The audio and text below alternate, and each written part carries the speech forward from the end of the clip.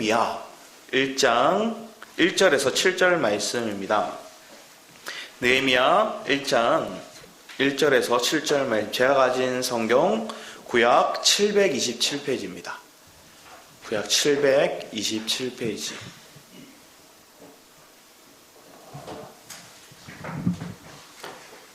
느헤미야 1장 1절에서 7절까지 저희가 한 절 읽고 여러분 한 절 읽고 교독하면서 읽도록 하겠습니다.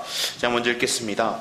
하갈의 아들 느헤미야의 말이라. 아닥사스다 왕 제 20년 기슬르월에 내가 수상궁에 있는데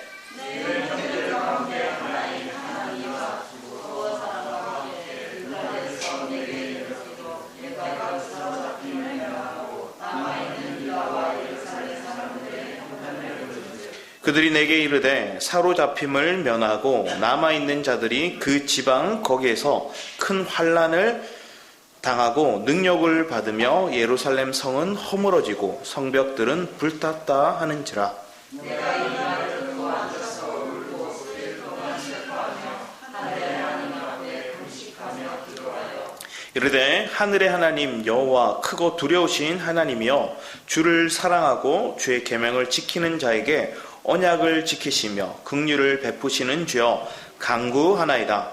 이제 종이 주의 종들인 이스라엘 자손을 위하여 주야로 기도하오며 우리 이스라엘 자손이 주께 범죄한 죄들을 자복하오니 주는 귀를 기울이시며 눈을 여시사 종의 기도를 들으시옵소서. 나와 내 아버지의 집이 범죄하여. 같이 읽겠습니다. 주를 향하여 크게 악을 행하여 주께서 주의 종 모세에게 명령하여 계명과 율례와 규례를 지키지 아니하였나이다. 아멘. 느헤미야. 저는 느헤미야를 참 좋아해요. 그래서 성경의 인물들 중에서 좋아하는 인물들이 뭐 다 좋아하지만 그 중에서 느헤미야를 참 많이 읽고 또 읽을 때마다 새롭게 다가오는 게 느헤미야예요. 느헤미야는 여러분도 아시다시피 이스라엘 백성들이 유다 백성들이 어디로 갔죠? 바벨론에 포로되어 갔어요. 그래서 바벨론에 포로되어 가서 스룹바벨을 통해서 1차 귀환, 그리고 에스라를 통해서 2차 귀환, 그리고 세 번째 이 우리 느헤미야를 통해서 3차 귀환이 일어날 거예요. 그런데 그 3차 귀환이 다시 예루살렘으로 돌아가는 그 길 가운데 약 1200km거든요. 근데 그 1200km나 떨어진 이곳의 소식이 궁금했어요. 2차 기한을 떠난 에스라를 함께 떠났던 그들이 말씀 안에서 새롭게 되려고 막 마음을 새로 잡았는데 외적으로 환난이 온 거예요. 외부의 압박이 와서 그들이 성벽이 불타고 성전이 무너지고 이걸 통해서 이제 으쌰으쌰 열심히 하려고 하는데 그 하려고 하는 찰나에 그들의 마음이 낙심이 되고 그들의 마음이 저렇게 바닥으로 떨어지는 경우. 그러면 그때 하나님께서는 유대 땅에 살고 있는 사람을 통해서 그걸 회복하는 게 아니라 저 멀리 바벨론에 지금은 페르시아거든요. 이 바사 제국, 이 페르시아에 있는 이 느헤미야를 통해서 하나님께서는 그 기도의 사람을 불러다가 하나님의 역사를 이루시고자 하는 거예요. 자, 여러분의 삶에는 또 여러분이 지금까지 살아온 인생에는 영웅을 참 많이 기대하죠. 어릴 때는 만화나 아니면 영화 같은 걸 보면 히어로를 보면 와 대단하다. 나에게도 저런 히어로가 있었으면 좋겠는데 어릴 때는 아빠가 히어로죠. 저희 하윤이 하영이도 새만 날라오면 아빠 하고 달려와요. 그리고 제 다리를 움켜쥐어요. 그리고 고개를 들지 않아요. 아빠가 새를 다 쫓아줄 때까지. 그런데 여러분의 삶에 내가 의지했고 나의 영웅이라 생각했고 나의 히어로라 생각했던 대상이 시간이 지나서 보니까 힘이 약해져요. 내 부모가 나를 언제까지나 지켜줄 것 같았는데 그 부모가 나를 지키지 못하는 상황들을 겪게 돼요. 그리고 내가 의지했던 사람, 존재가 언제나 나의 방패가 되어주고 내 편이 되어줄 것 같았는데 어느샌가 그도 힘이 빠지고 또 하나님께서 나의 위치를 바꾸시고 하나님께서 장면을 전환시켜 주는 거예요. 여러분 삶에도 이러한 일들이 수없이 빈번하게 일어나서 지금까지 온 거죠. 그런데 그 온 가정 속에서 지난주의 말씀 가운데 하나님의 위로를 우리가 받는 것들을 얘기했어요. 그래서 바울도 다윗도 하나님의 위로를 받았다. 그들이 낙심이 되었지만 하나님의 위로를 통해서 또 하나님의 위로자가 되었다. 이렇게 말씀을 나눴어요. 그런데 오늘 느헤미야를 통해서 이 느헤미야라는 이름의 자체가 뭐냐면 주님께 위로받는다 이런 뜻이에요. 느헤미야 이름의 뜻이 주님께 위로받는다. 또 다른 뜻은 여호와께서 불쌍히 여기심 이런 뜻이에요. 느헤미야는 하나님이 그의 이름조차도 그렇게 지었어요. 그런데 그 이름을 지은 사람이 누굴까요? 그의 아버지겠죠. 근데 그의 아버지의 이름이 나와요. 아버지의 이름은 1절 말씀에 하가랴라고 나와 있어요. 하가랴의 아들 느헤미야 적혀 있어요. 근데 하가랴의 이름의 뜻도 여호와를 기다리다 이런 뜻이에요. 그 아버지조차도 여호와를 기다린다. 그리고 왜 기다렸어요? 주님의 위로와 주님의 불쌍히 여기심을 기다리는 거예요. 왜? 지금 이 백성들이 포로되어 왔어요. 자기의 본토를 떠났어요. 원래 예루살렘에서 하나님 앞에 예배드리며 살던 그들의 삶이 하나님 앞에 범죄함을 통해서 하나님 흩으시고 그들을 바벨론 땅에 오게 했고 지금은 페르시아에 복종된 그런 소수 민족이 되었어요. 근데 그들 마음 가운데 이 예루살렘을 향한 마음들이 있는 거예요. 자, 오늘 느헤미야는 자기 혼자 호의호식하면서 잘 먹고 잘 살 수 있어요. 왜? 내 민족 생각 안 하고 저 예루살렘 생각 안 하고 지금 내 위치, 내가 지금 이 땅에 살고 있는 나의 위치를 생각하면 나는 잘 먹고 잘 살고 그냥 나는 평안할 수 있어요. 그런데 그가 예루살렘에 대한 궁금증이 있었어요. 왜 그랬을까요? 그의 아버지가 자꾸 가르쳤거든요. 나중에 보면 이 느헤미야가 성경에 있어서도 엄청나게 해박해요. 하나님의 말씀, 출애굽기의 가정들, 민수기의 말씀들을 해박하게 알고 있어요. 그리고 11개의 말씀 또한 그가 분명하게 알고 있고 그 말씀의 바탕으로 그가 기도하고 있어요. 그만큼 그가 하나님 앞에 깊이 있는 삶, 또 말씀에 붙들리는 삶을 살았기 때문에 하나님께 그를 부르시는 거예요. 지금 예루살렘에서 하나님 리더를 뽑으신 게 아니에요. 리더자를 하나님 세우신 게 아니에요. 저 멀리 1200km 떨어진 그곳에 있는 느헤미야를 불러오실 생각을 하고 있는 거예요. 여러분의 삶에도 동일해요.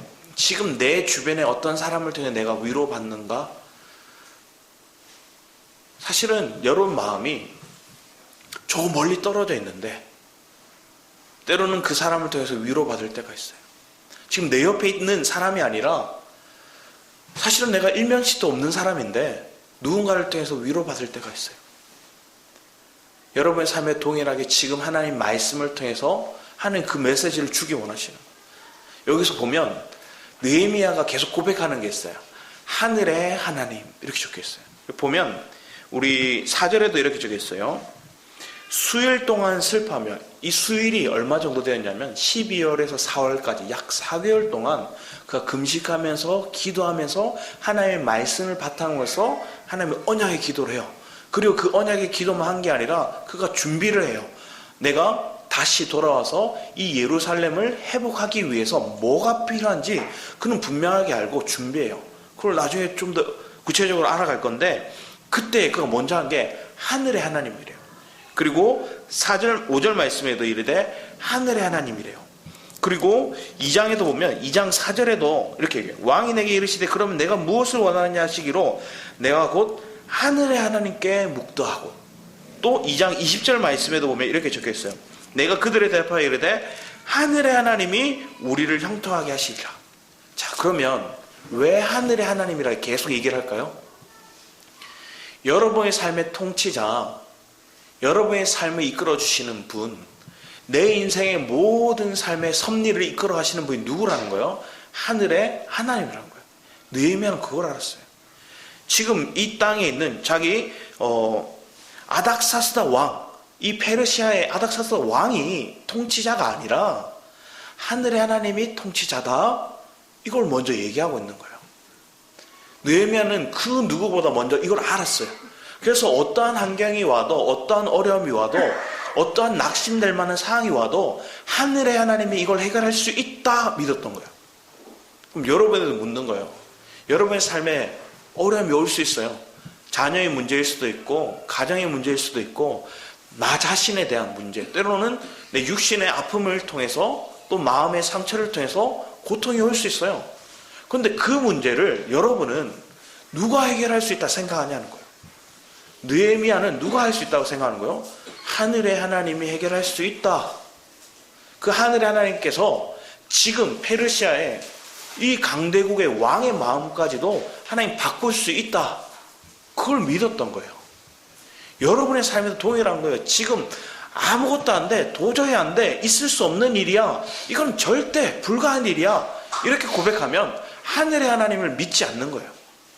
하늘의 하나님이 할 수 있다는 걸 믿으면 어떠한 환경도 해결되고 어떠한 문제도 풀 수 있고 그분의 해답이 우리에게 주시는 거.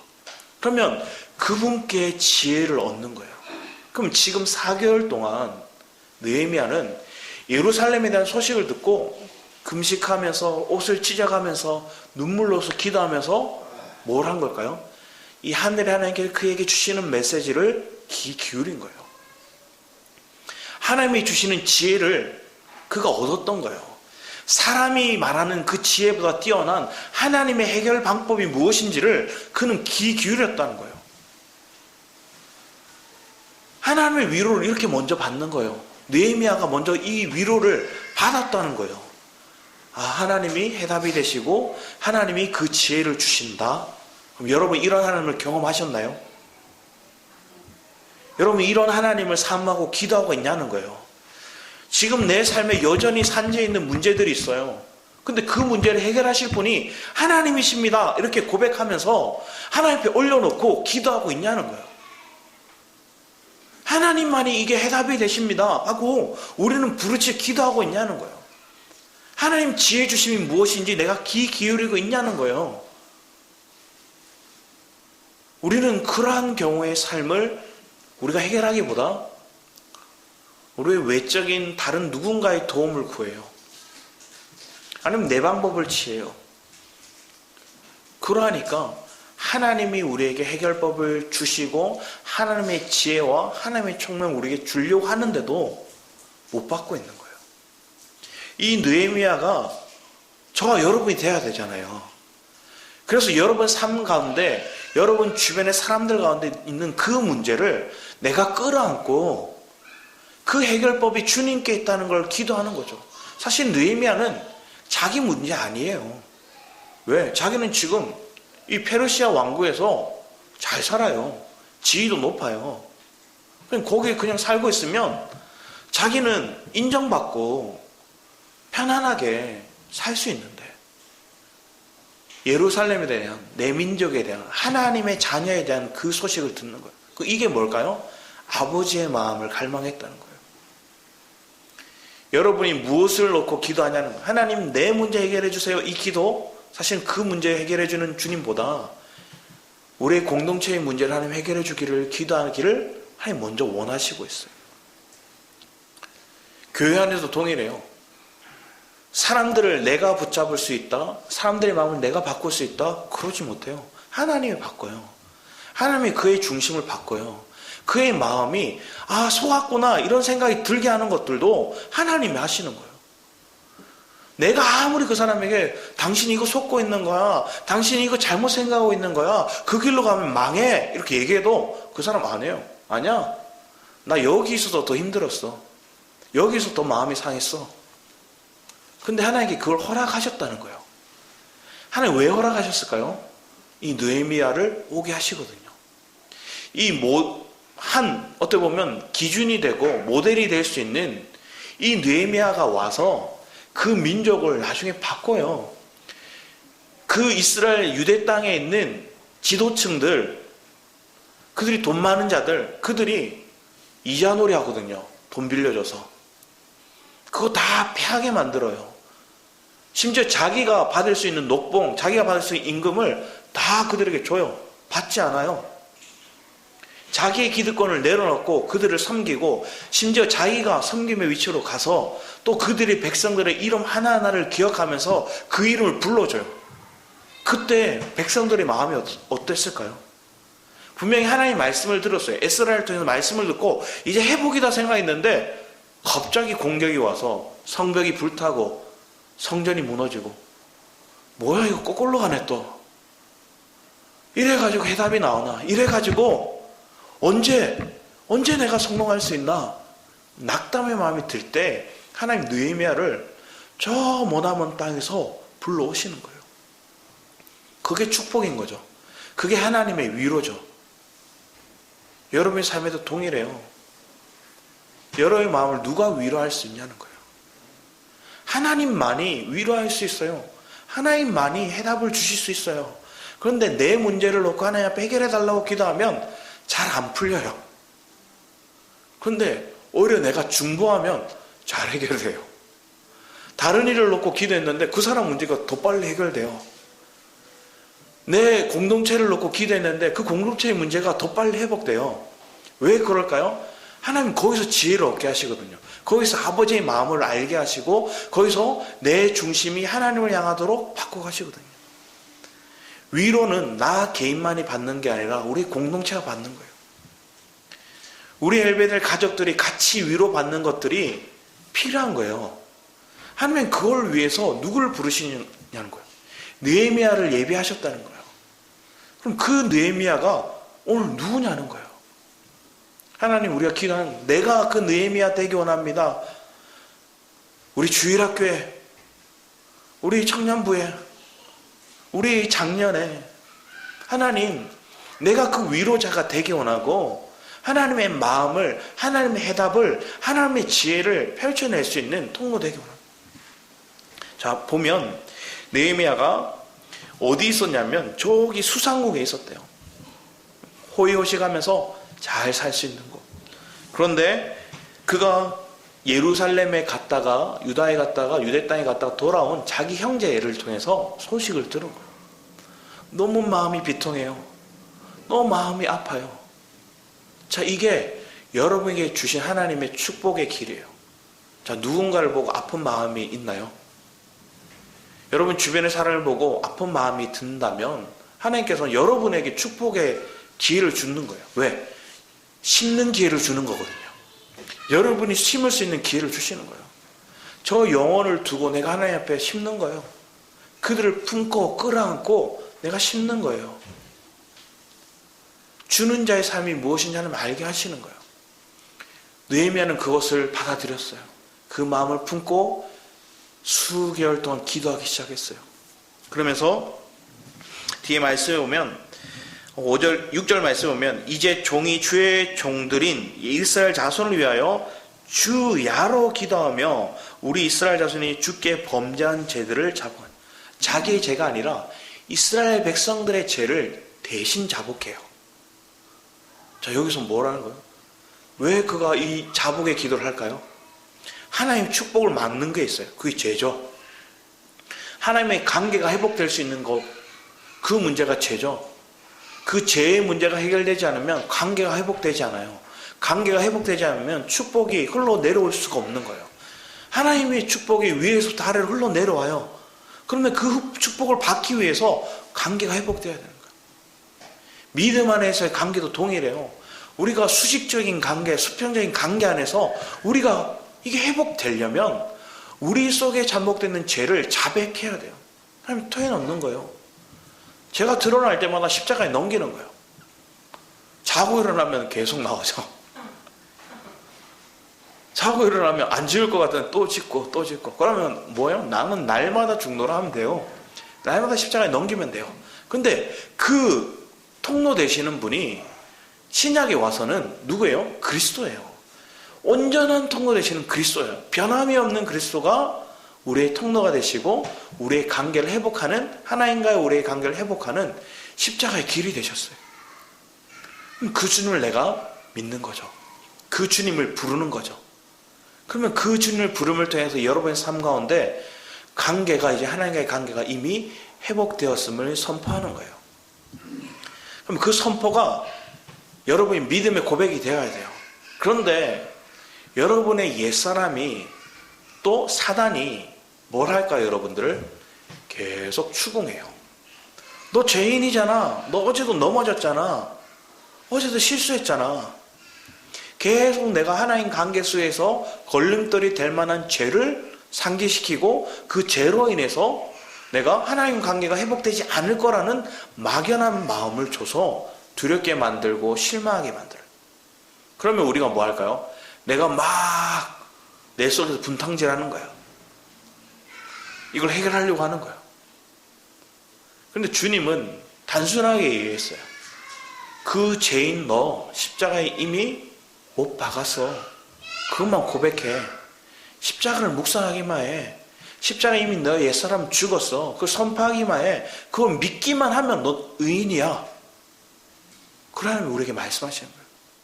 그럼 여러분들이 그 믿음의 고백을 가졌다면 여러분 더 이상 내 죄에 대한 것들로 인해서 하나님 관계가 막혀있구나 이 생각에 잡히지 않으셔도 돼요. 사실상 방금 막 속에서 분노가 나올 수 있어요. 운전하다가 어느 사람이 위협적으로 막 운전해요. 그러면 속에서 막 나오는 거예요. 지난주에 토요일날 이렇게 보니까 이 벽이 있잖아요. 이 뒤에 벽이 있는데 벽이 요 밑에가 새까맣게 매직으로 칠해져 있는 거예요. 하잉이가 자기도 이제 설교하려고 그랬는지 자기도 뭔가 그리려고 하는지 도화지가 작았는지 여기다가 매직으로 싹 그어놨어요. 그리고 또 조금 그어놓은 게 아니라 여기서부터 저까지 다 그어놨어요. 이렇게 보는 순간 뭐가 올라왔을까요? 이놈 시키 이게 올라와요. 막 올라오는 거예요. 그러면서 주님 부르고 주님 사람도 보고 웃더라고요. 그래서 어떡하지? 저 지워주려나? 이번 주 토요일이었거든요. 페인트 사서 페인트 칠해야 되나? 이 생각이 막 들었어요. 그러다가 순간 저기 교회 매직블록 있는데 한번 지워봐야 되겠다 하고 매직블록 지우니까 지워지는 거예요. 그래서 지우면서 내가 하영이한테 왜 그런 마음 가졌지? 지워질 거를 이렇게 쉽게 지워질 걸 가지고 왜 내 마음이 이게 안 지워질 거라 생각하고 이게 더럽다고 생각해서 성들이 볼 때 불편하다 생각하는 내 생각이 뭐한 거예요? 꼬리에 꼬리를 물어서 상상 안 해도 될 일들을 상상하고 있는 거예요. 그게 사단의 술법이죠. 죄의 꼬리를 무는 방법이에요. 내가 원망하지 않아도 되고 화내지 않아도 되고 탓하지 않아도 되고 질책하지 않아도 될 일들을 사단은 내 마음에 교만하게 탁 들어와서 그 마음을 막 번민에 빠지게 만드는 거예요. 동일해요. 여러분의 삶에 하나님 관계가 회복되면 하나님 지혜 주시는 거예요. 어렵게 생각하는 것도 크다고 생각하는 일도 안 해결될 일이 없다는 거예요. 하나님 방법 안에서 이게 쉽게 해결되는 거예요. 나는 도저히 답이 안 나오는데 하나님 편을 봤더니 너무 간단하게 너무 쉽게 아무것도 아닌 것처럼 하나님께 넘어가게 하시는 거예요. 그런 지혜를 여러분들이 사모하기 원합니다. 그런 애를 여러분이 하나님 주기 원하세요. 그런데 우리는 먼저 뭘 하는 거예요? 먼저 고민하고 먼저 화내고 먼저 실망하고 먼저 낙담에 빠지는 거예요. 왜 그럴까요? 말씀이 없어서, 빛이 내게 없어서, 하나님 은혜를 붙드는 힘이 내게 부족해서. 느헤미야는 그게 대표적인 사람인 거예요. 자기가 이걸 끌어안고 기도하면서 하나님 앞에 간절히 나아갔더니 하나님 빛을 비춰주시는 거예요. 하나님 지혜를 주시는 거예요. 하나님이 이걸 해결할 수 있는 방법을 그가 준비할 수 있도록 열어가시는 거예요. 그래서 그는 이렇게 먼저 시작이 뭐예요? 죄를 자복하는 거예요. 신약의 시대는 예수로서 해결했기 때문에 그냥 십자가를 묵상하고 믿기만 하면 이미 이건 해결됐어요. 그런데 그 뒤에 또 나와 내 아버지의 집이 범죄하여 주를 향해 크게 악을 행하여 주께서 주의 종 모세에게 명령하신 계명과 율례와 규례를 지키지 아니하였나이다. 이 말씀은 뭐냐면 하나님 모세에게 얘기했거든요. 네가 하나님의 율례와 규례를 지키지 않으면 내가 너희들을 흩어버릴 거야. 너희들의 생명책에서 지워버릴 거야. 하나님 이렇게 말씀하셨거든요. 그런데 하나님께서 다시 약속의 말씀을 주셨어요. 그게 뭐냐? 우리 솔로몬을 통해서 얘기를 하는데, 우리 열왕기상 8장을 볼까요? 열왕기상. 솔로몬은 안 펴봐도 알지? 네가 기도한 내용이니까. 우리 솔로몬 열왕기상 우리 8장 31절부터 한번 먼저 볼까요? 열왕기상 8장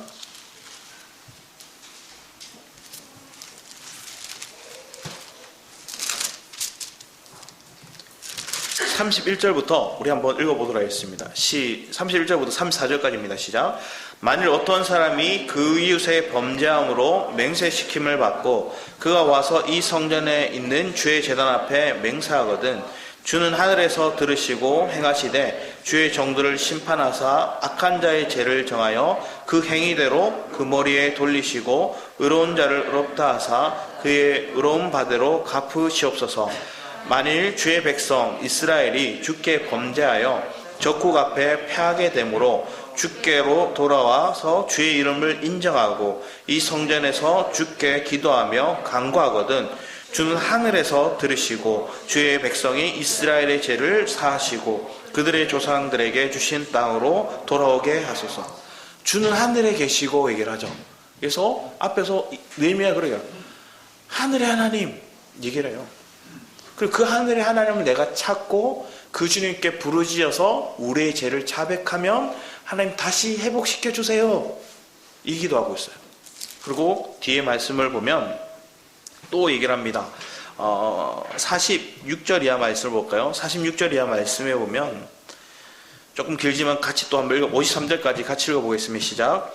범죄하지 아니하는 사람이 없사오니 그들이 주께 범죄함으로 주께서 그들에게 진노하사 그들을 적국에게 넘기시며 적국이 그들을 사로잡아 원근을 막론하고 적국의 땅으로 끌어간 후에 그들이 사로잡혀 간 땅에서 스스로 깨닫고 그 사로잡은 자의 땅에서 돌이켜 주께 간구하기를 우리가 범죄하여 반역을 행하며 악을 지었나이다 하며 자기를 사로잡아 간 적국의 땅에서 온 마음과 온 뜻으로 주께 돌아와서 주께서 그들의 조상에게 주신 땅 곧 주께서 택하신 성읍과 내가 주의 이름을 위하여 건축한 성전이 있는 쪽을 향하여 주께 기도하거든 주는 계신 곳 하늘에서 그들의 기도와 간구를 들으시고 그들의 일을 돌아보시오며 주께 범죄한 백성을 용서하시며 주께 범한 그 모든 허물을 사하시고 그들을 사로잡아간 자 앞에서 그들로 불쌍히 여김을 얻게 하사 그 사람들로 그들을 불쌍히 여기게 하옵소서. 그들은 주께서 철풀무 같은 애굽에서 인도하여 내신 주의 백성 주의 소유가 됨이니이다. 원하건대 주는 눈을 들어 종의 간구함과 주의 백성 이스라엘 간구함을 보시고 주께 부르짖는 대로 들으시옵소서. 주 여호와여 주께서 우리 조상을 애굽에서 인도하여 내실 때 주의 종 모세를 통하여 말씀하신 같이 주께서 세상 만민 가운데서 그들을 구별하여 주의 기업으로 삼으셨나이다. 이 솔로몬의 기도를 느헤미야가 한 거예요. 그래서 하나님 앞에 하나님 우리가 돌이키면 하나님께 부르짖으면 하나님께 기도하면 하나님 돌아오게 해주세요. 하나님 용서해 주세요. 이렇게 기도했어요. 근데 오늘날은 신약의 시대는 이미 주님 다 용서해 주셨어요. 그런데 뭐라고 했어요? 우리가 안 믿어요. 다 용서해 주셨어요. 예수 그리스도는 이미 십자가에서 모든 죄의 문제 해결해 주셨어요. 관계가 다 회복되었어요. 믿기만 하면 그분을 내 안에 모시기만 하면 내가 누리는데 못 누려요. 왜? 안 믿어서. 신약에서 더 앞선 진보가 일어났어요. 그래서 하나님께 우리의 마음을 새롭게 새 마음을 통해서 부드럽게 하시겠다 이게. 그게 에스겔서 36장에 얘기를 하는 거죠. 근데 우리가 그걸 안 믿어요. 그러니까 이게 계속 막혀 있는 거예요. 어둠이 우리를 계속 가리고 있는 거예요. 하나님이 여러분의 삶의 문제 또 우리 공동체의 문제를 해결할 지혜를 이미 다 가지고 이미 주시고자 다 하셨어요. 그런데 우리가 그걸 얻지 못하면 주를 위해 간절히 부르짖지 못하고 주를 믿지 못하고 있기 때문임을 우리는 아파해야 되는 거죠. 옆 사람의 문제도 동일한 거예요. 저 사람이 왜 고통스러워할까? 왜 아파할까? 하나님이 그를 불쌍히 여기셨고 긍휼을 그분에게 줬는데, 하나님 은혜를 주고 하나님 구원하셨는데, 그걸 믿기만 하면 저 사람이 누리는데, 믿기만 하면 이제 낙심에서 벗어나는데, 믿기만 하면 저 사람이 이미 하나님의 지혜와 능력을 얻는데, 우리가 그런 지혜와 능력을 하나님 우리에게 허락하셨음에 대해 미리 감사할 수 있는 자들이 되었어야 합니다. 그럼 그 감사를 우리가 가지고 있으면 더 이제 뭐 할까요? 내가 헌신할 수 있는 게 무엇인지 이제 보는 거예요. 우리 다시 느헤미야 말씀을 돌아가서 보면 느헤미야가 이제 뭘 하는가를 보기 원합니다. 9절 이하 말씀 보면 만일 내게로 돌아와 내 계명을 지켜 행하면 너희는 쫓긴 자가 하늘 끝에 있을지라도 내가 거기서부터 그들을 모아, 원래 흩으셨는데 다시 모아서 내 이름을 두려고 택한 곳에 돌아오게 하리라 하신 말씀을 이제 청하건대 기억하옵소서. 하나님의 긍휼을 구하는 기도를 고백하죠. 그러면서 뒤에 얘기를 합니다. 이들이 주께 일찍이 큰 권능과 강한 손으로 구속하신 주의 종들이요 주의 백성이니이다. 주여 구하오니 귀를 기울이사 종의 기도와 주의 이름을 경외하기를 기뻐하는 종들의 기도를 들으시고 오늘 종이 형통하여 이 사람 앞에서 은혜 있게 하옵소서 하였나니, 이 사람이 누굴까요? 이 왕인 거예요. 이 왕 앞에 가는 거예요. 이 왕 앞에 나아가는, 나는 은혜를 있게 해달라고 가는 거예요. 왜? 왕에게 이제 얘기를 할 거거든요. 내 백성들을 살릴 수 있는, 이 예루살렘을 다시 재건할 수 있는 그 방법과 그 능력을 이제 허락해 주기 위해서 저 왕이 허락해야 돼요. 그래서 근데 그 허락하기 위해서 은혜를 누가 주시는 거예요? 하나님 주신다는 거예요. 하늘의 하나님을 내가 신뢰하며 믿고 기도합니다. 하나님 저 사람의 마음을 돌이켜서 허락하소서. 그리고 그렇게 기도하고 갔더니 뭐 했어요? 그가 그 해에 술 맡은 장관이 되었더라 얘기를 한 거예요. 한번 생각해 보세요. 이 사람은 페르시아 사람도 아니에요. 이방인이에요. 근데 이 시대 때는 어떻게 보면 우리나라 기미상궁 그 정도가 아니에요. 술 맡은 간원은 학식이 뛰어나야 돼요. 왜? 왕과 견문을 얘기하고 국정을 얘기해야 되고, 또 그걸 대신해서 마시면서 이 왕을 위해서 목숨도 걸 수 있는 사람이어야 돼요. 그만큼 신뢰하고 뛰어난 자라야 세워지는 거예요. 근데 지금 느헤미야가 기도했어요. 자기가 성공한 인생, 자기가 뛰어난 리더가 되기 위해서 기도한 게 아니에요. 내 백성을 위해서 기도했어요. 그리고 하나님의 은혜를 구했어요. 그리고 그 하나님의 은혜의 기도를 내가 확신을 가지고 선포하고 나아갔더니 하나님께서 뭘 하셨어요? 그를 술 맡은 간원장이 되게 하셨어요. 오늘 뉴스나 이렇게 보면 여러분 어떠세요? 마음이 참 비통할 때가 많아요. 계속 싸워요. 계속 니 탓 내 탓. 하나의 꼬투리만 잡히면 그걸 물고 뜯고 끌어내리려고 하고, 잘못에 대해서 지적할 필요는 있죠. 견제할 필요는 있어요. 그런데 우리는 무조건 그것들이 양분화시켜서, 양극화시켜서 백성들의 마음이 하나 되지 못하게 계속 분열을 일으키는 거예요.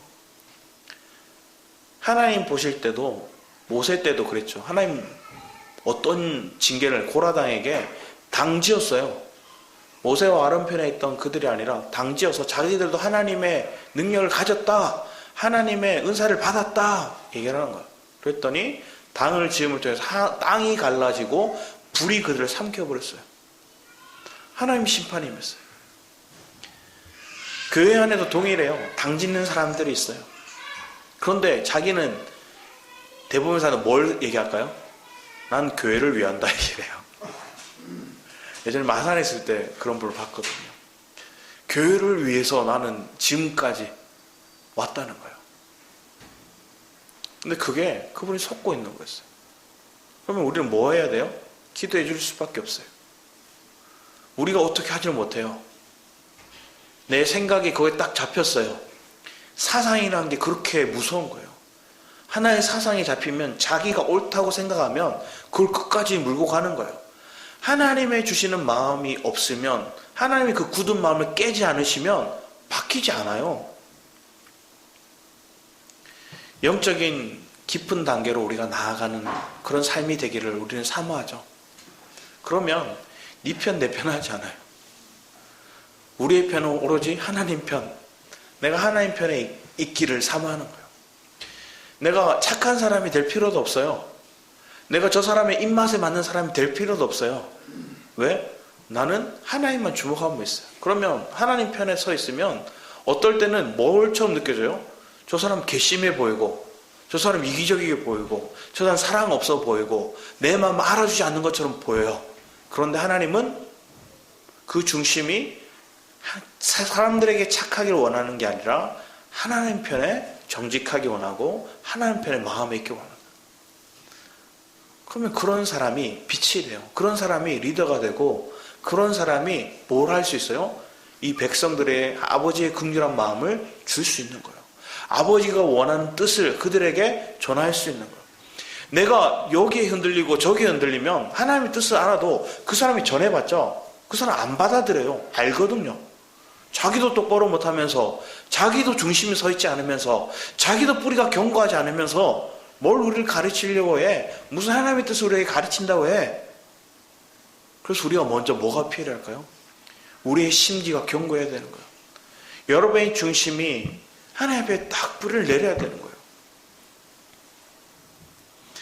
믿음에서 견고하게 서는 것, 믿음의 견감을 우리가 붙들고 있는 것.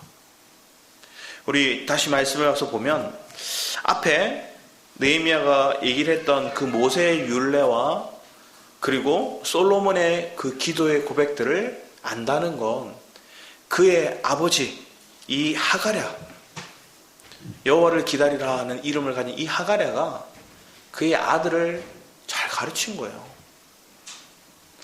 멀리 포로되어서 예루살렘에 떠나왔지만 하나의 말씀을, 아버지의 마음을 이 느헤미야에게 잘 가르친 거예요. 그 마음의 준비가 되어 있고 그 마음의 훈련이 되어 있으니까 느헤미야가 지금 이런 기도를 할 수 있는 거예요. 이런 중심을 가질 수 있었던 거예요. 그러면서 그때 술관이 되었느니라 얘기를 하고 난 다음에 우리 2장 12절 말씀에 보면 이렇게 적혀있어요. 내 하나님께서 예루살렘을 위해 무엇을 할 것인지 내 마음에 주신 것을.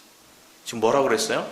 느헤미야가 내 마음에 하나님께서 어떻게 하실지 주셨대요. 동일한 말씀이 있어요. 7장 5절 말씀 볼까요? 7장 5절. 느헤미야 7장 5절 말씀에도 보면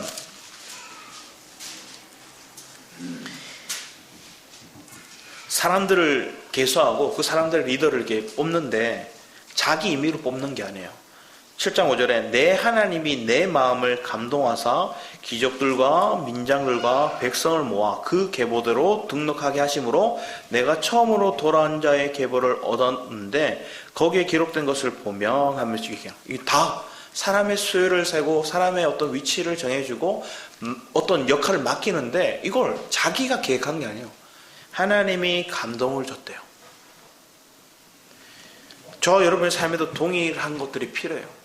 여러분의 삶에 탁월함이 언제 나타날까요? 여러분의 삶 가운데 탁월함이 드러나. 와, 저거 어떻게 저 사람이 저거래? 그런 말이 나올 수 있는 그 고백은 하나님이 우리에게 감동을 줘야 돼요. 그리고 그 하나님의 감동을 따라 내가 순종해야 돼요. 2장 7절 이하 말씀에도 이렇게 적혀있어요. 내가 또 왕에게 아뢰되 왕이 만일 좋게 여기시거든 강 서쪽 총독들에게 내리시는 조서를 내게 주사. 자, 어떻게 저 강 서쪽에서 방해할 세력들이에요. 그 사람들을 방해를 막을 수 있기 위해서 왕의 조서가 필요하다는 걸 미리 대비하는 거예요. 미리 준비하는 거예요. 그리고 또 뭐 하는 거예요? 또 유다에 들어가서까지 통과하게 하시고 또 왕의 살림 감독 아삽. 이 아삽이 있어야 재건할 수 있어요. 이 살림을 맡은 이 아삽과 이 친밀해져야 이 예루살렘을 복원하는데 성벽을 재건하는데 필요한 사람이에요. 그것까지도 다 계획하고 준비하고 주밀하게 느헤미야는 기도하면서 준비했던 거예요. 그리고 준비한 것들을 왕에게 얘기하는 거예요. 그리고 얘기를 합니다. 또 왕의 살림관도 아삽에게 조서를 내리사 그가 성전에 속한 영문의 문과 성곽과 내가 들어갈 집을 위하여 들보로 쓸 제목을 내게 주게 하옵소서 하며 내 하나님의 선한 손이 나를 도우심으로 왕이 허락했는데 누가 도우셨대요? 하나님의 선한 손이 도왔다는 거예요. 동일해요. 여러분의 삶의 어떤 문제, 여러분의 삶의 어떤 여러 방법들 가운데 나를 도우는 사람을 붙여주는 거. 그럼 그건 누가 하셨을까요? 하나님의 손이 도우셨다는 거예요. 그걸 느헤미야는 아는 거예요. 그러니까 하나님의 위로가, 하나님의 긍휼이, 하나님의 불쌍히 여기심이 그의 삶 가운데, 이 백성 가운데 어떻게 세밀하게 역사하시고 움직이고 있는지 주밀하게 보고 이걸 감격하고 이걸 고백할 수 있는 사람, 하나님께 영광 돌릴 수 있는 사람이 누구냐? 느헤미야였다는 거예요. 여러분이 이렇게 고백하고 있나요? 대부분은 입술로는 그렇게 해요. 하나님이 다 하셨습니다. 이렇게 얘기를 하고, 그럼 하나님 뭘 도우셨는데요? 물어보면 그냥 하나님이 다 하셨어요. 이렇게 얘기를 해요. 뭘 다 하셨냐고 구체적으로 물어보면 몰라요. 내가 만남의 축복을 주신 것도 하나님이시고, 내가 이 지혜를 갖게 하시는 것도 하나님이시고, 막혀있는 문제를 뚫게 하시는 방법도 하나님이 주시고, 또 누군가가 배후에서 역사함을 통해서 또 하나님의 역사하심이 내 주변에 일어남을 통해서 그게 될 수밖에 없도록 하시는 것도 하나님이세요. 그럼 하나님의 손이 우리를 도왔다? 이걸 느헤미야는 아는 거예요. 여러분이 직장 생활을 하고 학업을 하고 또 여러분이 여러 가지 일들을 해 나갈 때 이 여호와의 손을 돕지 않으면 될 것도 안 돼요. 다른 사람은 다 된다 얘기를 했는데 안 돼요. 왜? 하나님 막으셨어요. 근데 막으시는데 또 이유가 있어요. 왜? 이 느헤미야를 보내시고자 하는 목적이 있거든요. 느헤미야를 훈련하시고 이 백성들의 마음이 느헤미야가 어떤 사람인지 알게 하시는, 그리고 갈망하는 마음들이 간절함이 있게 하시거든요. 여러분이 언제 부르짖었냐는 거예요. 언제 하나님의 위로를 받기를 사모하며 기도했냐는 거예요. 위기가 와야 하나님의 손이 감추인 것처럼 느껴져서 될 것도 안 되고 이런 상황을 겪어야 우리는 하나님께 간절히 부르짖고 하나님의 위로와 하나님이 불쌍히 여기심을 기다리거든요. 여러분, 이런 은혜를 이미 하나님께서 주셨고 경험했고 더 깊이 있게 체험해 나가는 삶이 지금 우리에게 주어졌음을 고백합니다. 우리 뒤에 또 말씀을 보면 느헤미야 5장 말씀을 보면 5장 14, 10절에서 19절까지 좀 길지만 한번 읽어볼까요? 느헤미야 5장 14절에서 19절 말씀입니다. 같이 한번 읽어보도록 하겠습니다. 시작. 또한 유다 땅 총독으로 세움을 받은 때 곧 아닥사스다 왕 제20년부터 제32년까지 12년 동안은 나와 내 형제들이 총독의 녹을 먹지 아니하였느니라. 나보다 먼저 있었던 총독들은 백성에게서 양식과 포도주와 또 은 40세겔을 그들에게서 빼앗았고 또한 그들의 종자들도 백성을 압제하였으나 나는 하나님을 경외함으로 이같이 행하지 아니하고 도리어 이 성벽 공사에 힘을 다하여 땅을 사지 아니하였고 내 모든 종자들도 모여서 일을 하였으며 또 내 상에는 유다 사람들과 민장들 150명이 있고 그 외에도 우리 주위에 있는 이방 족속들 중에서 우리에게 나온 자들이 있었는데 매일 나를 위하여 소 1마리와 살찐 양 6마리를 준비하며 닭도 많이 준비하고 열흘에 한 번씩은 각종 포도주를 갖추었나니 비록 이같이 하였을지라도 내가 총독의 녹을 요구하지 아니하였음은 이 백성의 부역이 중함이었더라. 내 하나님이여 내가 이 백성을 위하여 행한 모든 일을 기억하사 내게 은혜를 베푸시옵소서. 자기 기득권을 다 내려놨대요. 왜 그래요? 내 백성들이 지금 짊어진 것들이 중하다는 거예요. 너무나 무겁다는 걸 아는 거예요. 이때 나쁜 사람들은 뭐 했어요? 그들을 더 어렵게 만들어서 그들의 땅을 자기가 사요. 그럼 그들은 뭐예요? 그 땅을 뺏기고 나중엔 자녀를 뺏기고 자기도 종살이 하게 되는 인생이 되는 거예요. 내 백성, 내 민족을 그런 길로 이끌지 않았다는 거예요. 심지어 그들의 먹을 것들을 다 공급해서 줬다는 거예요. 나 혼자 잘 먹고 잘 살기 위한 삶을 원하지 않아요. 그것도 몇 년 동안, 12년 동안 그 일을 변함없이 해왔어요. 백성들에게 그 마음을 주는 거예요. 하나님을 경외하는 것들이 뭔지 팍 보여주는 거예요. 여러분이 하나님을 경외하십니까? 그럼 여러분 누군가의 위로자가 되어야 됩니다. 내 기댈 것만을, 내 배만을 채우는 삶이 아니라 기꺼이 내 걸 희생해서라도 저 사람을 돕고 저 사람을 위로하고. 이 말은 뭐냐? 말로만 위로하지 말고 내 호주머니를 열어서 도우라는 거예요. 섬기라는 거예요. 사람들 말만 괜찮아, 힘들지 이렇게 하는데 지금 정말로 끼니 한 끼 없어서 먹고 죽을 위기에 있는 사람에게는 뭐가 필요해요? 말이 중요한 게 아니라 쌀 한 가만이라도 뭘 그 하나로 갖다 주는 게 위로예요. 지금 그걸 했다는 거예요. 느헤미야는. 왜? 그가 하나님을 경외하였고 하나님의 백성들을 사랑했기 때문에, 하나님이 그들을 어떻게 생각하시는지 알기 때문에, 지금 하고 있는 부역이 얼마나 힘든 노역인지 알고 있기 때문에 이렇게 순종하고 섬기고 누군가의 위로자가 되었다는 것. 그래서 저는 느헤미야가 참 좋더라고요. 그리고 이 한국 땅에도 그런 정치인들이 나왔으면 좋겠더라고요. 영적인 리더들도, 목회자들도 분명히 이래야 되고, 우리 가정에서도 우리 부모가 이 역할을 해야 되고, 기꺼이 나는 안 먹을 수 있지만 이들을 먹이는 것, 기꺼이 내 것들을 포기하지만 저들을 살리는 것. 여러분의 삶 가운데 하나님이 그런 가장 기초적인 게 가정이죠. 가정에서부터 그걸 할 수 있도록 하나님 훈련을 하셨어요. 그런데 우리는 더 뭐 해야 돼요? 확장되고 확장되어야 되죠. 내가 더 많은 영향력을 끼치는 자로 자라가야 되죠. 그러기 위해서 우리는 뭘 해야 될까요? 하나님 앞에 먼저 기도하는 거예요. 하나님께 부르짖는 거예요.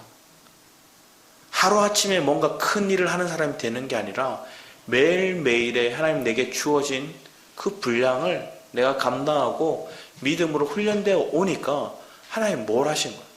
다윗이 매일매일의 양을 지키는 일들을 하면서 사자도 쫓고 검도 쫓는 일들을 통해서 물맷돌을 던졌어요. 그러니까 그 담대함이 매일매일의 그런 지킴의 모습들이 자라서 뭘 하게 된 거예요? 골리앗을 이긴 거예요. 어느 아침에 번쩍하고 그가 골리앗을 이긴 게 아니에요. 자기에게 가장 맡기신 작은 것부터 하나님 앞에 올려놓고 기도하면서 하나님의 지혜로 풀어나갔다는 거예요. 여러분의 삶이 그런 지혜를 얻으면서 여러분의 가정이 새로워지기 원합니다. 여러분의 직장이, 또 우리가 함께 있는 이 공동체가 그렇게 회복되어지고 풍성해지는 그런 은혜를 누리기 원합니다. 우리 마지막으로 빌립보서 2장 15절 말씀으로 말씀을 마무리 지었으면 합니다. 빌립보서 2장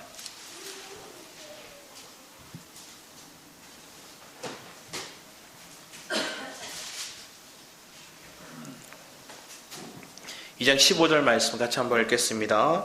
시작. 이는 너희가 흠이 없고 순전하여 어그러지고 거스르는 세대 가운데서 하나님의 흠 없는 자녀로 세상에서 그들 가운데 빛들로 나타내며. 이미 여러분은 예수 그리스도 안에 있으면 흠이 없어요. 예수 그리스도 안에 있으면 우리는 순전해요. 그래서 하나님께 우리를 통해서 빛이 드러나기 원해요. 그런데 우리가 먼저 뭘 해야 돼요? 빛을 받아야 돼요. 그래서 갈라디아서 말씀에 내가 계시를 받기를 간절히 사모하며 기도했다는 거예요. 여러분 계시를 보고 그 주님의 세계를 맛보고 내가 그 세계를 전할 수 있는 빛, 그 빛을 누리는 자가 되기를 함께 기도하고 부르짖는 우리 엘베델 가족 되기를, 그래서 열매 맺는 저와 여러분의 삶이 되기를 축원합니다. 기도하도록 하겠습니다. 사랑의 주님, 믿음의 주에 온전케 하시는 분이 그리스도이심을 고백합니다. 내가 그분을 봅니다. 그분을 주목합니다. 우리의 삶에 위로가 주께 있고 그 주님의 위로하심을 통해서 우리의 삶이 매일